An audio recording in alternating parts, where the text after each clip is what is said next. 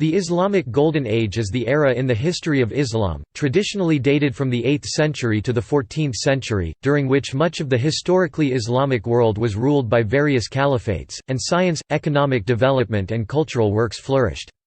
This period is traditionally understood to have begun during the reign of the Abbasid Caliph Harun al-Rashid (786–809) with the inauguration of the House of Wisdom in Baghdad, where scholars from various parts of the world with different cultural backgrounds were mandated to gather and translate all of the world's classical knowledge into the Arabic language. This period is traditionally said to have ended with the collapse of the Abbasid Caliphate due to Mongol invasions and the siege of Baghdad in 1258 AD. A few contemporary scholars place the end of the Islamic Golden Age as late as the end of 15th to 16th centuries. History of the concepts. The metaphor of a golden age began to be applied in 19th-century literature about Islamic history, in the context of the Western aesthetic fashion known as Orientalism. The author of a handbook for travelers in Syria and Palestine in 1868 observed that the most beautiful mosques of Damascus were, "like Mohammedanism itself, now rapidly decaying," and relics of the Golden Age of Islam. There is no unambiguous definition of the term, and depending on whether it is used with a focus on cultural or on military achievement, it may be taken to refer to rather disparate time spans. Thus, one author would have it extend to the duration of the caliphate, or to 6.5 centuries, while another would have it end after only a few decades of Rashidun conquests. With the death of Umar and the First Fitna, during the early 20th century, the term was used only occasionally, and often referred to the early military successes of the Rashidun caliphs. It was only in the second half of the 20th century that the term came to be used with any frequency, now mostly referring to the cultural flourishing of science and mathematics under the caliphates during the 9th to 11th centuries between the establishment of organized scholarship in the House of Wisdom and the beginning of the Crusades, but often extended to include part of the late 8th or the 12th to early 13th centuries. Definitions may still vary considerably. Equating the end of the Golden Age with the end of the Caliphates is a convenient cutoff point based on a historical landmark, but it can be argued that Islamic culture had entered a gradual decline much earlier. Thus, Khan 2003 identifies the proper Golden Age as being the 2 centuries between 750 to 950, arguing that the beginning loss of territories under Harun al-Rashid worsened after the death of al-Ma'mun in 833, and that the Crusades in the 12th century resulted in a weakening of the Islamic Empire from which it never recovered. Causes. Religious influence. The various Quranic injunctions and hadith, which place values on education and emphasize the importance of acquiring knowledge, played a vital role in influencing the Muslims of this age in their search for knowledge and the development of the body of science. Government sponsorship. The Islamic Empire heavily patronized scholars. The money spent on the translation movement for some translations is estimated to be equivalent to about twice the annual research budget of the United Kingdom's Medical Research Council. The best scholars and notable translators, such as Hunayn ibn Ishaq, had salaries that are estimated to be the equivalent of professional athletes today. The House of Wisdom was a library established in Abbasid-era Baghdad, Iraq by Caliph al-Mansur. Earlier cultural influence. During this period, the Muslims showed a strong interest in assimilating the scientific knowledge of the civilizations that had been conquered. Many classic works of antiquity that might otherwise have been lost were translated from Greek, Persian, Indian, Chinese, Egyptian, and Phoenician civilizations into Arabic and Persian, and later in turn translated into Turkish, Hebrew, and Latin. Christians, especially the adherents of the Church of the East Nestorians, contributed to Islamic civilization during the reign of the Umayyads and the Abbasids by translating works of Greek philosophers and ancient science to Syriac and afterwards to Arabic. They also excelled in many fields, in particular philosophy, science such as Hunayn ibn Ishaq, Thabit ibn Qurra, Yusuf al-Quri, al-Himsi, Kusta ibn Luqa, Masai, Patriarch Eutychius, and Jibril ibn Buktishu, and theology. For a long period of time the personal physicians of the Abbasid caliphs were often Assyrian Christians. Among the most prominent Christian families to serve as physicians to the caliphs were the Buktishu dynasty. Throughout the 4th to 7th centuries, Christian scholarly work in the Greek and Syriac languages was either newly translated or had been preserved since the Hellenistic period. Among the prominent centers of learning and transmission of classical wisdom were Christian colleges such as the School of Nisibis and the School of Edessa, the pagan University of Haran and the renowned Hospital and Medical Academy of Jundishapur, which was the intellectual, theological and scientific center of the Church of the East. The House of Wisdom was founded in Baghdad in 825, modeled after the Academy of Gandhishapur. It was led by Christian physician Hunayn ibn Ishaq, with the support of Byzantine medicine. Many of the most important philosophical and scientific works of the ancient world were translated, including the work of Galen, Hippocrates, Plato, Aristotle, Ptolemy and Archimedes. Many scholars of the House of Wisdom were of Christian background. New technology. With a new and easier writing system, and the introduction of paper, information was democratized to the extent that, for probably the first time in history, it became possible to make a living from simply writing and selling books. The use of paper spread from China into Muslim regions in the 8th century, arriving in Al-Andalus on the Iberian Peninsula, modern Spain and Portugal, in the 10th century. It was easier to manufacture than parchment, less likely to crack than papyrus, and could absorb ink, making it difficult to erase and ideal for keeping records. Islamic paper makers devised assembly line methods of hand copying manuscripts to turn out editions far larger than any available in Europe for centuries. It was from these countries that the rest of the world learned to make paper from linen. Major contributors.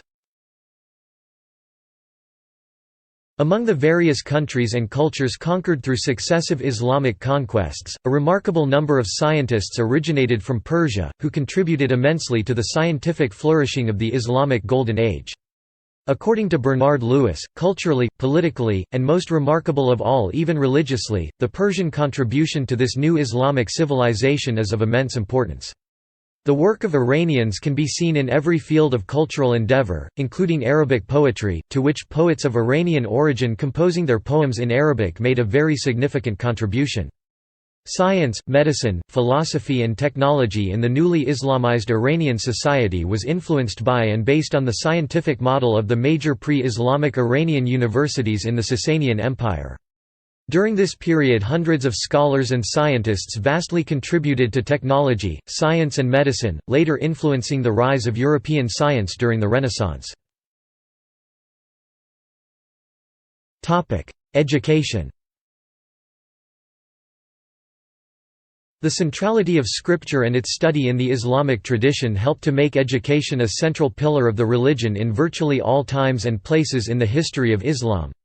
The importance of learning in the Islamic tradition is reflected in a number of hadiths attributed to Muhammad, including one that instructs the faithful to seek knowledge, even in China. This injunction was seen apply particularly to scholars, but also to some extent to the wider Muslim public, as exemplified by the dictum of al-Zarnuji, "Learning is prescribed for us all." While it is impossible to calculate literacy rates in pre-modern Islamic societies, it is almost certain that they were relatively high, at least in comparison to their European counterparts. Education would begin at a young age with study of Arabic and the Quran, either at home or in a primary school, which was often attached to a mosque. Some students would then proceed to training in tafsir, Quranic exegesis, and fiqh, Islamic jurisprudence, which was seen as particularly important. Education focused on memorization, but also trained the more advanced students to participate as readers and writers in the tradition of commentary on the studied texts. It also involved a process of socialization of aspiring scholars, who came from virtually all social backgrounds, into the ranks of the ulema. For the first few centuries of Islam, educational settings were entirely informal, but beginning in the 11th and 12th centuries, the ruling elites began to establish institutions of higher religious learning known as madrasas in an effort to secure support and cooperation of the ulema. Madrasas soon multiplied throughout the Islamic world, which helped to spread Islamic learning beyond urban centers and to unite diverse Islamic communities in a shared cultural project. Nonetheless, instruction remained focused on individual relationships between students and their teacher. The formal attestation of educational attainment, ijaza, was granted by a particular scholar rather than the institution, and it placed its holder within a genealogy of scholars, which was the only recognized hierarchy in the educational system. While formal studies in madrasas were open only to men, women of prominent urban families were commonly educated in private settings, and many of them received and later issued ijazas in hadith studies, calligraphy and poetry recitation. Working women learned religious texts and practical skills primarily from each other, though they also received some instruction together with men in mosques and private homes. Muslims distinguished disciplines inherited from pre-Islamic civilizations, such as philosophy and medicine, which they called sciences of the ancients, or rational sciences, from Islamic religious sciences. Sciences of the former type flourished for several centuries, and their transmission formed part of the educational framework in classical and medieval Islam. In some cases, they were supported by institutions such as the House of Wisdom in Baghdad, but more often they were transmitted informally from teacher to student. The University of Al-Qarawiyyin, founded in 859 AD, is arguably the world's oldest degree-granting university. The Al-Azhar University was another early university. Islamic universities of the Middle Ages were in fact madrasas, centers for the study of religious texts and law. Only after the Arabs came in contact with the institutions of higher learning of the Christian Greek-Roman Empire during their conquests did the madrasas begin to teach other subjects as well, but the only degree granted remained that of expert in religious law. There was no other doctorate in any other field, no license to teach a field except that of the religious law. The madrasa is one of the relics of the Fatimid Caliphate. The Fatimids traced their descent to Muhammad's daughter Fatima and named the institution using a variant of her honorific title Al-Zahra, the Brilliant. Organized instruction in the Al-Azhar Mosque began in 978. Law. Juristic thought gradually developed in study circles, where independent scholars met to learn from a local master and discuss religious topics. At first, these circles were fluid in their membership, but with time distinct regional legal schools crystallized around shared sets of methodological principles. As the boundaries of the schools became clearly delineated, the authority of their doctrinal tenets came to be vested in a master jurist from earlier times, who was henceforth identified as the school's founder. In the course of the first 3 centuries of Islam, all legal schools came to accept the broad outlines of classical legal theory, according to which Islamic law had to be firmly rooted in the Quran and Hadith. The classical theory of Islamic jurisprudence elaborates how scriptures should be interpreted from the standpoint of linguistics and rhetoric. It also comprises methods for establishing authenticity of hadith and for determining when the legal force of a scriptural passage is abrogated by a passage revealed at a later date. In addition to the Quran and Sunnah, the classical theory of Sunni fiqh recognizes 2 other sources of law, juristic consensus and analogical reasoning qiyas. It therefore studies the application and limits of analogy, as well as the value and limits of consensus, along with other methodological principles, some of which are accepted by only certain legal schools. This interpretive apparatus is brought together under the rubric of ijtihad, which refers to a jurist's exertion in an attempt to arrive at a ruling on a particular question. The theory of Twelver Shia jurisprudence parallels that of Sunni schools with some differences, such as recognition of reason as a source of law in place of qiyas and extension of the notion of sunnah to include traditions of the imams. The body of substantive Islamic law was created by independent jurists muftis. Their legal opinions fatwas were taken into account by ruler-appointed judges who presided over qadis courts, and by mazalim courts, which were controlled by the ruler's council and administered criminal law. Theology.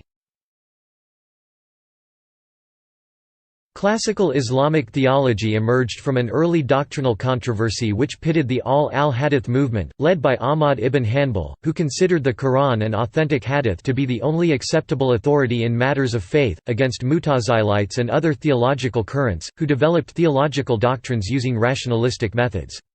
In 833 the Caliph al-Ma'mun tried to impose Mutazilite theology on all religious scholars and instituted an inquisition but the attempts to impose a caliphal writ in matters of religious orthodoxy ultimately failed. This controversy persisted until al-Ash'ari found a middle ground between Mutazilite rationalism and Hanbalite literalism, using the rationalistic methods championed by Mutazilites to defend most substantive tenets maintained by al-Hadith. A rival compromise between rationalism and literalism emerged from the work of al-Maturidi d.c. 944, and, although a minority of scholars remained faithful to the early al-Hadith creed, Ash'ari and Maturidi theology came to dominate Sunni Islam from the 10th century on. Philosophy. Ibn Sina Avicenna and Ibn Rushd Averroes played a major role in saving the works of Aristotle, whose ideas came to dominate the non-religious thought of the Christian and Muslim worlds. According to the Stanford Encyclopedia of Philosophy, translation of philosophical texts from Arabic to Latin in Western Europe led to the transformation of almost all philosophical disciplines in the medieval Latin world. The influence of Islamic philosophers in Europe was particularly strong in natural philosophy, psychology and metaphysics, though it also influenced the study of logic and ethics. Metaphysics. Avicenna argued his «floating man» thought experiment concerning self-awareness, in which a man prevented of sense experience by being blindfolded and free-falling would still be aware of his existence. Epistemology. In epistemology, Ibn Tufayl wrote the novel Hay ibn Yaqtan, and in response Ibn al-Nafis wrote the novel Theologus Autodidactus. Both were concerning autodidacticism as illuminated through the life of a feral child spontaneously generated in a cave on a desert island. Mathematics. Algebra. Muhammad ibn Musa al-Khwarizmi played a significant role in the development of algebra, arithmetic and Hindu-Arabic numerals. Geometry. Islamic art makes use of geometric patterns and symmetries in many of its art forms, notably in Gura tilings. These are formed using a set of 5 tile shapes, namely a regular decagon, an elongated hexagon, a bow tie, a rhombus, and a regular pentagon. All the sides of these tiles have the same length, and all their angles are multiples of 36 degrees pi, 5 radians, offering 5-fold and 10-fold symmetries. The tiles are decorated with strapwork lines generally more visible than the tile boundaries. In 2007, the physicists Peter Liu and Paul Steinhardt argued that Gura from the 15th century resembled quasicrystalline Penrose tilings. Elaborate geometric zellige tilework is a distinctive element in Moroccan architecture. Muqarnas vaults are 3-dimensional but were designed in 2 dimensions with drawings of geometrical cells. Trigonometry. Ibn Mu'ad al-Jayani is one of several Islamic mathematicians to whom the law of sines is attributed. He wrote his The Book of Unknown Arcs of a Sphere in the 11th century. This formula relates the lengths of the sides of any triangle, rather than only right triangles, to the sines of its angles. According to the law, sin a equals sin b equals sin c. Display style frac sin a equals frac sin b equals frac sin c, where a, b, and c are the lengths of the sides of a triangle, and a, b, and c are the opposite angles. See figure. Calculus. Alhazen discovered the sum formula for the fourth power, using a method that could be generally used to determine the sum for any integral power. He used this to find the volume of a paraboloid. He could find the integral formula for any polynomial without having developed a general formula. Natural sciences.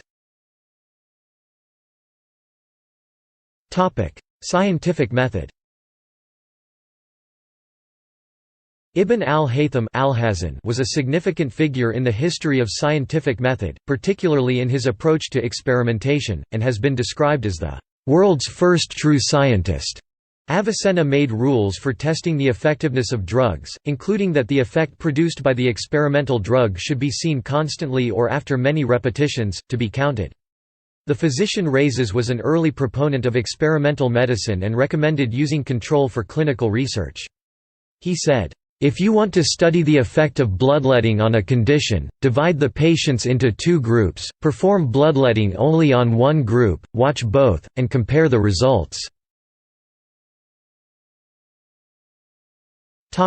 Astronomy.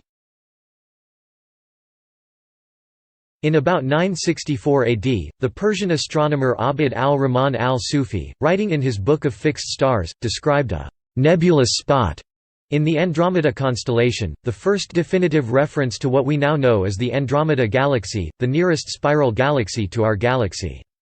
Nasir al-Din al-Tusi invented a geometrical technique called a Tusi couple, which generates linear motion from the sum of two circular motions to replace Ptolemy problematic equant. The Tusi couple was later employed in Ibn al-Shatir's geocentric model and Nicolaus Copernicus' heliocentric Copernican model, although it is not known who the intermediary is or if Copernicus rediscovered the technique independently. Physics. Alhazen played a role in the development of optics. One of the prevailing theories of vision in his time and place was the emission theory supported by Euclid and Ptolemy, where sight worked by the eye emitting rays of light, and the other was the Aristotelian theory that sight worked when the essence of objects flows into the eyes. Alhazen correctly argued that vision occurred when light, traveling in straight lines, reflects off an object into the eyes.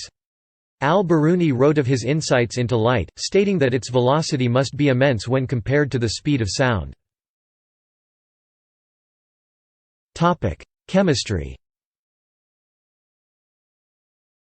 Al-Kindi warned against alchemists attempting the transmutation of simple, base metals into precious ones like gold in the 9th century. Geodesy. Al-Biruni estimated the radius of the Earth as 6,339.6 km. Modern value is c. 6,371 km, the best estimate at that time. Biology. In the cardiovascular system, Ibn al-Nafis in his commentary on anatomy in Avicenna's canon was the first known scholar to contradict the contention of the Galen school that blood could pass between the ventricles in the heart through the cardiac interventricular septum that separates them, saying that there is no passage between the ventricles at this point. Instead, he correctly argued that all the blood that reached the left ventricle did so after passing through the lung. He also stated that there must be small communications, or pores, between the pulmonary artery and pulmonary vein, a prediction that preceded the discovery of the pulmonary capillaries of Marcello Malpighi by 400 years. The commentary was rediscovered in the 20th century in the Prussian State Library in Berlin. Whether its view of the pulmonary circulation influenced scientists such as Michael Servetus is unclear. In the nervous system, Rhazes stated that nerves had motor or sensory functions, describing 7 cranial and 31 spinal cord nerves. He assigned a numerical order to the cranial nerves from the optic to the hypoglossal nerves. He classified the spinal nerves into 8 cervical, 12 thoracic, 5 lumbar, 3 sacral, and 3 coccygeal nerves. He used this to link clinical signs of injury to the corresponding location of lesions in the nervous system. Modern commentators have likened medieval accounts of the struggle for existence in the animal kingdom to the framework of the theory of evolution. Thus, in his survey of the history of the ideas which led to the theory of natural selection, Conway Zirkle noted that al-Jahiz was one of those who discussed a «struggle for existence» in his Kitab al-Hayawan, Book of Animals, written in the 9th century. In the 13th century, Nasir al-Din al-Tusi believed that humans were derived from advanced animals, saying, "Such humans, probably anthropoid apes, live in the western Sudan and other distant corners of the world. They are close to animals by their habits, deeds and behavior." In 1377, Ibn Khaldun in his Muqaddimah stated, The animal kingdom was developed, its species multiplied, and in the gradual process of creation, it ended in man and arising from the world of the monkeys.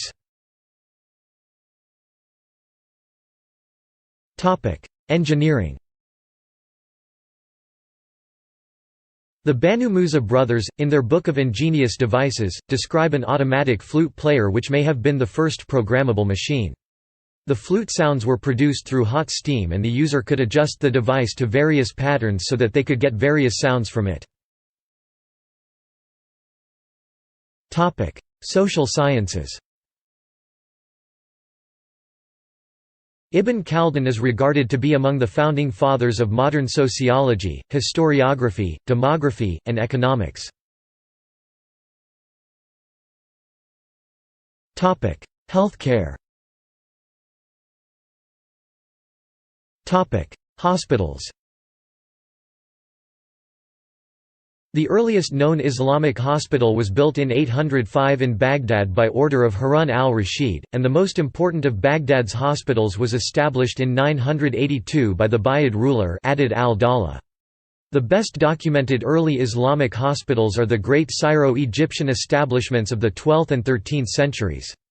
By the 10th century, Baghdad had 5 more hospitals, while Damascus had 6 hospitals by the 15th century and Córdoba alone had 50 major hospitals, many exclusively for the military. The typical hospital was divided into departments such as systemic diseases, surgery, and orthopedics, with larger hospitals having more diverse specialties. Systemic diseases was the rough equivalent of today's internal medicine and was further divided into sections such as fever, infections, and digestive issues. Every department had an officer in charge, a presiding officer and a supervising specialist. The hospitals also had lecture theaters and libraries. Hospitals' staff included sanitary inspectors, who regulated cleanliness, and accountants and other administrative staff. The hospitals were typically run by a 3-man board comprising a non-medical administrator, the chief pharmacist, called the Sheikh Saydalani, who was equal in rank to the chief physician, who served as Mutwali dean. Medical facilities traditionally closed each night, but by the 10th century laws were passed to keep hospitals open 24 hours a day. For less serious cases, physicians staffed outpatient clinics. Cities also had first aid centers staffed by physicians for emergencies that were often located in busy public places, such as big gatherings for Friday prayers. The region also had mobile units staffed by doctors and pharmacists who were supposed to meet the need of remote communities. Baghdad was also known to have a separate hospital for convicts since the early 10th century after the vizier Ali ibn Isa ibn Jara ibn Thabit wrote to Baghdad's chief medical officer that, "Prisons must have their own doctors who should examine them every day." The first hospital built in Egypt, in Cairo's southwestern quarter, was the first documented facility to care for mental illnesses. In Aleppo's Argan Hospital, care for mental illness included abundant light, fresh air, running water and music. Medical students would accompany physicians and participate in patient care. Hospitals in this era were the first to require medical diplomas to license doctors. The licensing test was administered by the region's government-appointed chief medical officer. The test had 2 steps. The first was to write a treatise, on the subject the candidate wished to obtain a certificate, of original research or commentary of existing texts, which they were encouraged to scrutinize for errors. The second step was to answer questions in an interview with the chief medical officer. Physicians worked fixed hours and medical staff salaries were fixed by law. For regulating the quality of care and arbitrating cases, it is related that if a patient dies, their family presents the doctor's prescriptions to the chief physician who would judge if the death was natural or if it was by negligence, in which case the family would be entitled to compensation from the doctor. The hospitals had male and female quarters while some hospitals only saw men and other hospitals, staffed by women physicians, only saw women. While women physicians practiced medicine, many largely focused on obstetrics. Hospitals were forbidden by law to turn away patients who were unable to pay. Eventually, charitable foundations called Waqf were formed to support hospitals, as well as schools. Part of the state budget also went towards maintaining hospitals. While the services of the hospital were free for all citizens and patients were sometimes given a small stipend to support recovery upon discharge, individual physicians occasionally charged fees. In a notable endowment, a 13th-century governor of Egypt al-Mansur Qalawun ordained a foundation for the Qalawun hospital that would contain a mosque and a chapel, separate wards for different diseases, a library for doctors and a pharmacy, and the hospital is used today for ophthalmology. The Qalawun hospital was based in a former Fatimid palace which had accommodation for 8,000 people. It served 4,000 patients daily, the Waqf stated. The hospital shall keep all patients, men and women, until they are completely recovered. All costs are to be borne by the hospital whether the people come from afar or near, whether they are residents or foreigners, strong or weak, low or high, rich or poor, employed or unemployed, blind or sighted, physically or mentally ill, learned or illiterate. There are no conditions of consideration and payment, none is objected to or even indirectly hinted at for non-payment. Pharmacies. By the 9th century, there was a rapid expansion of private pharmacies in many Muslim cities. Initially, these were unregulated and managed by personnel of inconsistent quality. Decrees by caliphs al-Ma'mun and al-Mu'tasim required examinations to license pharmacists, and pharmacy students were trained in a combination of classroom exercises coupled with day-to-day practical experiences with drugs. To avoid conflicts of interest, doctors were banned from owning or sharing ownership in a pharmacy. Pharmacies were periodically inspected by government inspectors called mutasib, who checked to see that the medicines were mixed properly, not diluted, and kept in clean jars. Violators were fined or beaten. Medicine. The theory of humorism was largely dominant during this time. Arab physician Ibn Zur provided proof that scabies is caused by the itch mite and that it can be cured by removing the parasite without the need for purging, bleeding or other treatments called for by humorism, making a break with the humorism of Galen and Ibn Sina. Rhazes differentiated through careful observation the two diseases smallpox and measles, which were previously lumped together as a single disease that caused rashes. This was based on location and the time of the appearance of the symptoms, and he also scaled the degree of severity and prognosis of infections according to the color and location of rashes. Al-Zahrawi was the first physician to describe an ectopic pregnancy, and the first physician to identify the hereditary nature of hemophilia. On hygienic practices, Rhazes, who was once asked to choose the site for a new hospital in Baghdad, suspended pieces of meat at various points around the city, and recommended building the hospital at the location where the meat putrefied most slowly. For Islamic scholars, Indian and Greek physicians, and medical researchers Sushruta, Galen, Manka, Atreya, Hippocrates, Charaka, and Agnavesa were preeminent authorities. In order to make the Indian and Greek tradition more accessible, understandable, and teachable, Islamic scholars ordered and made more systematic the vast Indian and Greco-Roman medical knowledge by writing encyclopedias and summaries. Sometimes, past scholars were criticized, like Rhazes, who criticized and refuted Galen's revered theories, most notably, the theory of humors, and was thus accused of ignorance.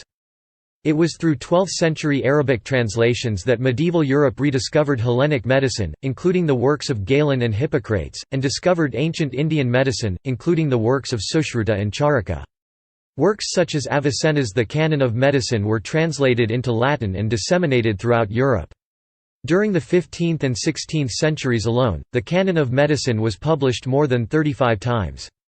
It was used as a standard medical textbook through the 18th century in Europe. Surgery. Al-Zahrawi was a 10th-century Arab physician. He is sometimes referred to as the «father of surgery». He describes what is thought to be the first attempt at reduction mammoplasty for the management of gynecomastia and the first mastectomy to treat breast cancer. He is credited with the performance of the first thyroidectomy. Commerce and travel. Apart from the Nile, Tigris, and Euphrates, navigable rivers were uncommon in the Middle East, so transport by sea was very important. Navigational sciences were highly developed, making use of a rudimentary sextant known as a kamal. When combined with detailed maps of the period, sailors were able to sail across oceans rather than skirt along the coast. Muslim sailors were also responsible for reintroducing large, three-masted merchant vessels to the Mediterranean. The name caravel may derive from an earlier Arab boat known as the Carib. Many Muslims went to China to trade, and these Muslims began to have a great economic influence on the country. Muslims virtually dominated the import-export industry by the time of the Sung dynasty 960–1279. Arts and culture. Literature and poetry. The 13th-century Persian poet Rumi wrote some of the finest Persian poetry and is still one of the best-selling poets in America. Art. Manuscript illumination was an important art, and Persian miniature painting flourished in the Persianate world. Calligraphy, an essential aspect of written Arabic, developed in manuscripts and architectural decoration. Architecture. The Great Mosque of Kairouan in Tunisia, the ancestor of all the mosques in the Western Islamic world, is one of the best preserved and most significant examples of early great mosques. Founded in 670, it dates in its present form largely from the 9th century. The Great Mosque of Kairouan is constituted of a three-tiered square minaret, a large courtyard surrounded by colonnaded porticos, and a huge hypostyle prayer hall covered on its axis by two cupolas. The Great Mosque of Samarra in Iraq was completed in 847. It combined the hypostyle architecture of rows of columns supporting a flat base, above which a huge spiraling minaret was constructed. The beginning of construction of the Great Mosque at Córdoba in 785 marked the beginning of Islamic architecture in Spain and northern Africa. The mosque is noted for its striking interior arches. Moorish architecture reached its peak with the construction of the Alhambra, the magnificent palace, fortress of Granada, with its open and breezy interior spaces adorned in red, blue, and gold. The walls are decorated with stylized foliage motifs, Arabic inscriptions, and arabesque design work, with walls covered in geometrically patterned glazed tiles. Many traces of Fatimid architecture exist in Cairo today. The most defining examples include the Al-Azhar University and the Al-Hakim Mosque. Topic: Decline. Topic: Invasions. In 1206, Genghis Khan established a powerful dynasty among the Mongols of Central Asia. During the 13th century, this Mongol empire conquered most of the Eurasian land mass, including China in the east and much of the old Islamic Caliphate as well as Kievan Rus in the west. The destruction of Baghdad and the House of Wisdom by Hulagu Khan in 1258 has been seen by some as the end of the Islamic Golden Age. The Ottoman conquest of the Arabic-speaking Middle East in 1516–17 placed the traditional heart of the Islamic world under Ottoman Turkish control. The rational sciences continued to flourish in the Middle East during the Ottoman period. Economics. To account for the decline of Islamic science, it has been argued that the Sunni revival in the 11th and 12th centuries produced a series of institutional changes that decreased the relative payoff to producing scientific works. With the spread of madrasas and the greater influence of religious leaders, it became more lucrative to produce religious knowledge. This is easily refutable, as the scholars of the Golden Age were experts in both religious and secular fields, with many of the Islamic schools of thoughts having been established during the Golden Age itself. Ahmad Y. al-Hassan has rejected the thesis that lack of creative thinking was a cause, arguing that science was always kept separate from religious argument. He instead analyzes the decline in terms of economic and political factors, drawing on the work of the 14th-century writer Ibn Khaldun. Al-Hassan extended the Golden Age up to the 16th century, noting that scientific activity continued to flourish up until then. Several other contemporary scholars have also extended it to around the 16th to 17th centuries, and analyzed the decline in terms of political and economic factors.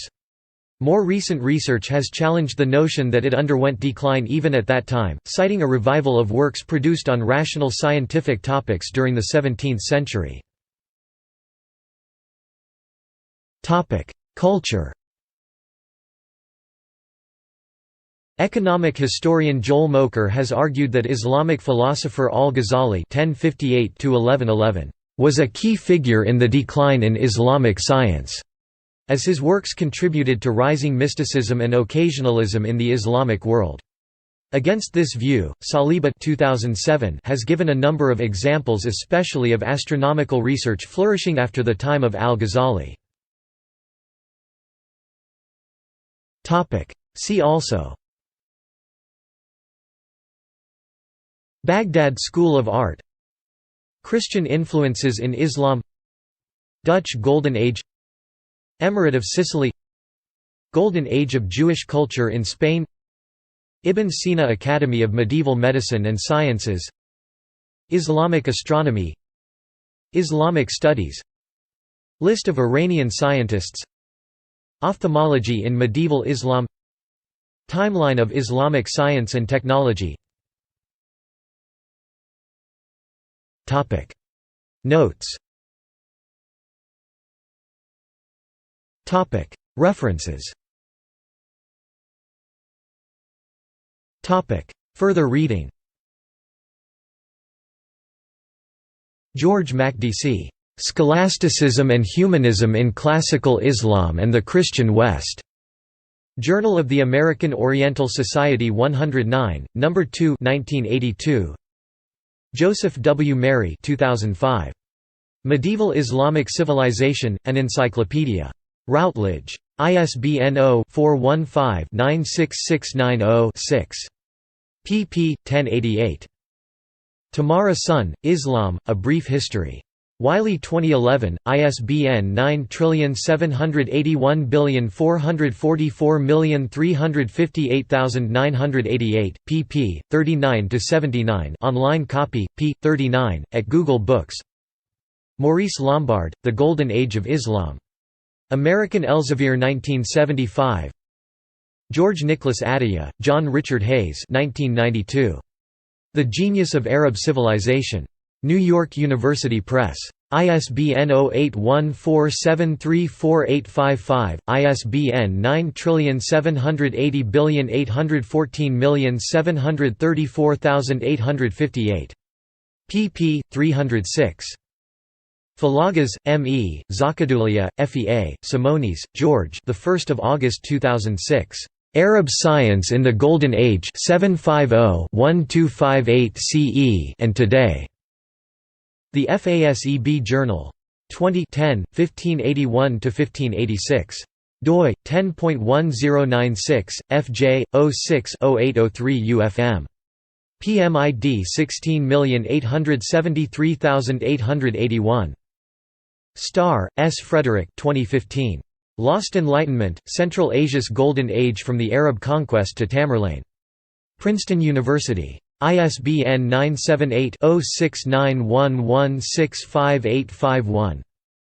Olson, Thomas T. 2004. Culture and Conquest in Mongol-Eurasia.